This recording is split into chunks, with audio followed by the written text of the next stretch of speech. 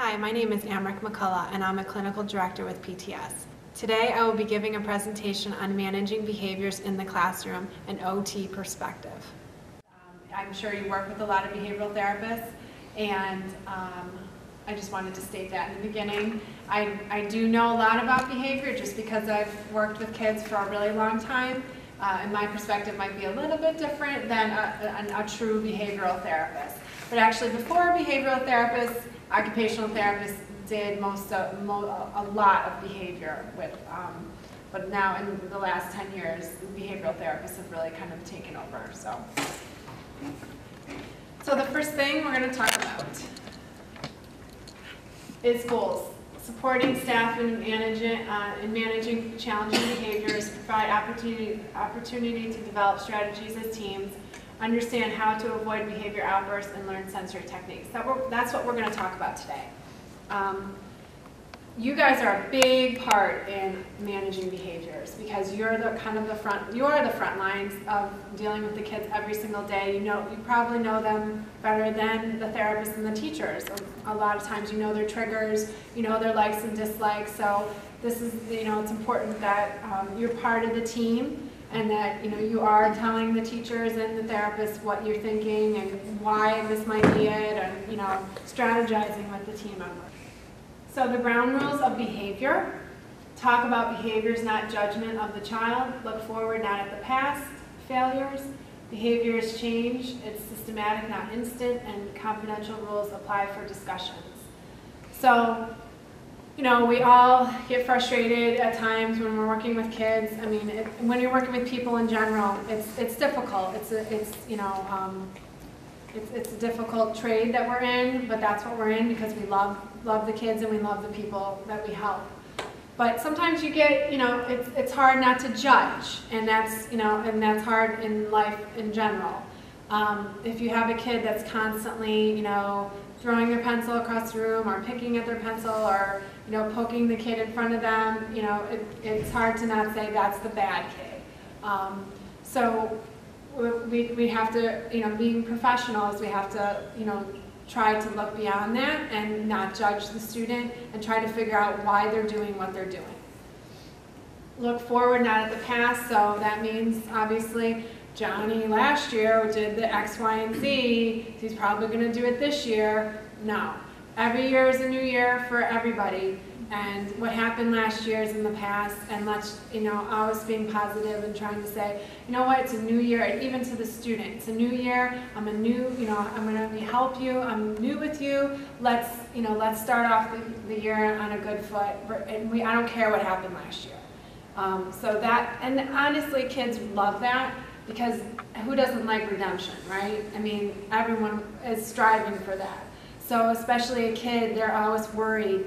And I think they worry more than we think they do.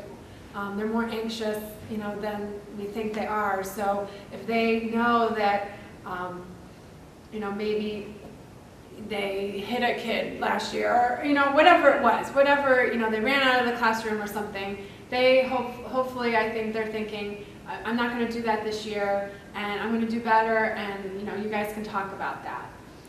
Behavior is systematic, it's not instant. So obviously any time that you want to change a behavior, it's not going to happen overnight. And we all know that because of our own lives. If you want to quit smoking, it's not going to happen tomorrow. There's a gradual progression.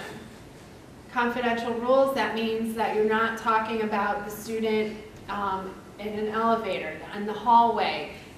You have to talk about it behind closed doors, and if you're talking with the team members, really be aware of who's around, and you don't ever want to talk about the student in front of the student.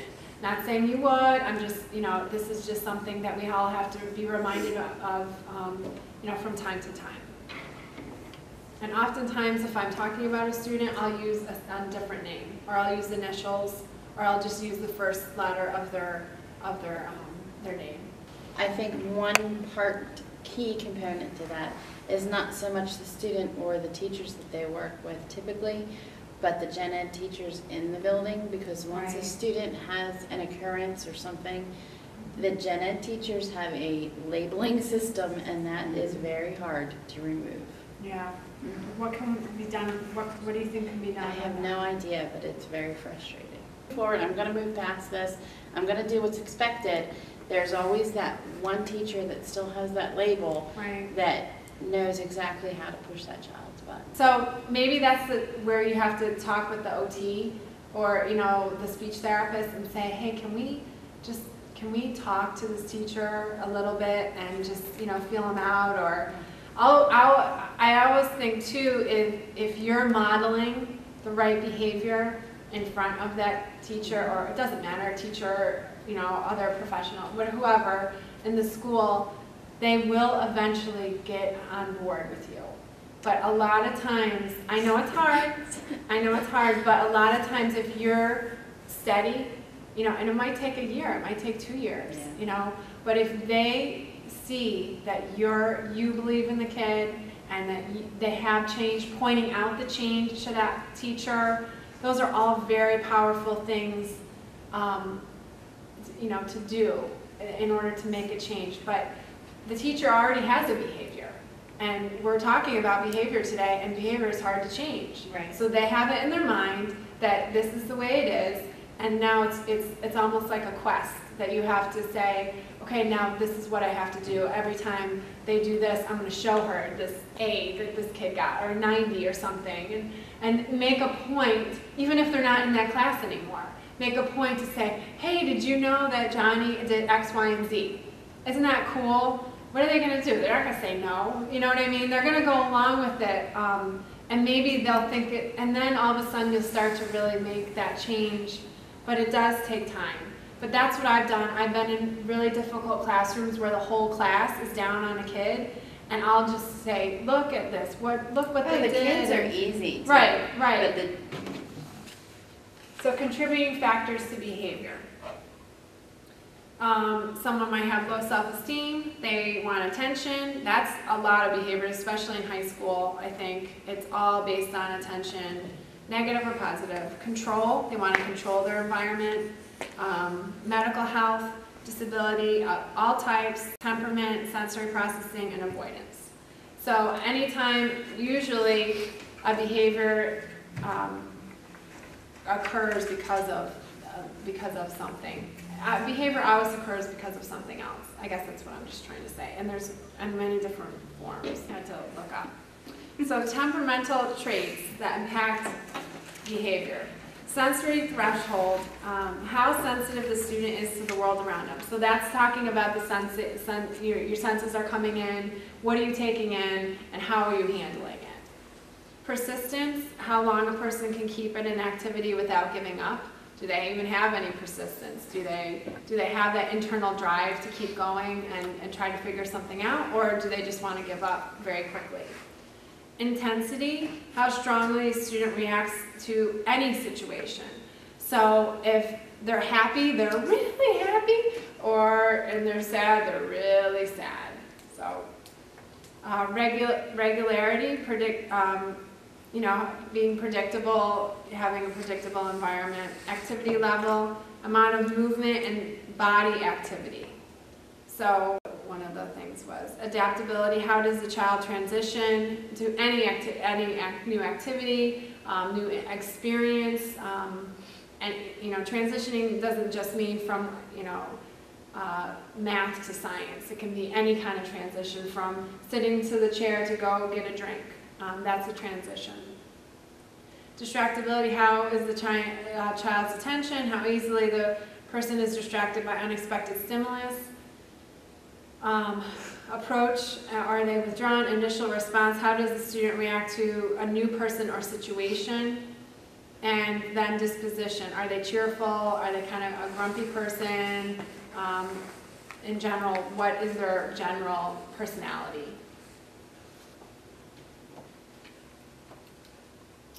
Prevention versus reaction. It's better to prevent a behavior from occurring than to deal with its aftermath.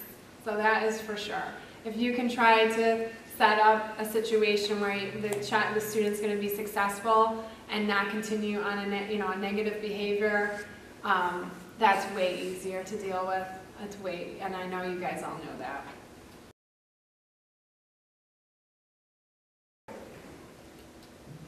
So an antecedent, what occurs before, it's what occurs before the behavior. So, and there's many different variables. So environmental, task variables, temporal, instructor, presentation, physical, and medical, any kind of problems that you have physically or medically. Behavior is defined as observable and measurable act. It has a form and it has a function. So I guess I've read a lot about this and I'm trying to understand exactly what a behavior is. And you have to actually be able to see it, and you can't just call this a behavior. There has to be a behavior and then a consequence. So here's some behaviors: running in the hallway, hitting desk with fist, completing schoolwork only, yelling in class, writing and passing notes. This is not a behavior.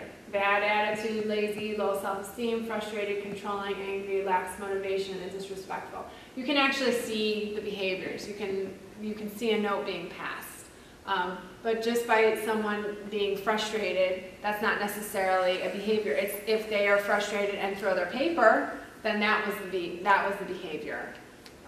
Does that make sense? So, consequence, any event that follows a behavior. So a reinforcement consequence increases future rate of behaviors it follows. And what I read is if you give them a reinforcement consequence, it's going to alert the motivation signals in your brain, and it's going to make you want to do it more. But if you give them a punishment consequence, it actually promotes the fear centers in your brain, and it's going to want you to do it less. So I thought that was really, really powerful, because if you want a student or anyone to change, you better use some positive stuff, because if you use the negative, they're never going to change.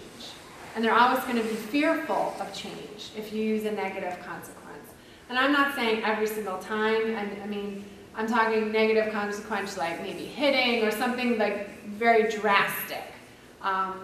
So I just thought that was very telling that we really should be using positive consequence.